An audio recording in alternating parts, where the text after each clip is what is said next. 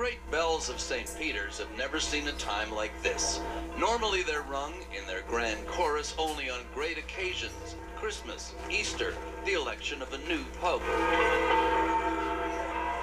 But this past week, for the first time, they pealed for the departure of a living old pope. The bell seemed as confused as everybody else.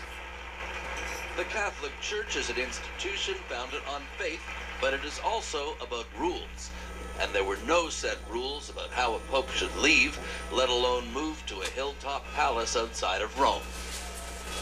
A retired pope now in residence in Castel Gandolfo. Normally the summer retreat for popes trying to escape the Roman heat. But now things are heating up at the Vatican for other political reasons. And the saints who gaze down on St. Peter's may be as relieved as the people working there that the process has now moved to familiar ground, the election of a new pope. It's something Chicago Cardinal Francis George knows about. He is one of the cardinal electors who was here last time, and he says that behind the ceremony and the robes, when the electors file into the Sistine Chapel conclave, there is something like politics as usual. A lot of people are talked about, and you have the first ballot and you find out they don't have any support.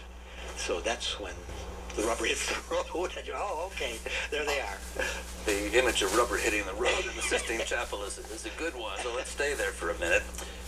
Does any politicking in the way that we understand it outside of the church context happen? The headline stories do create the context for our discussion. We follow the press, sometimes happily and sometimes not. And lately, there have been plenty of headline stories for the cardinals to be unhappy about.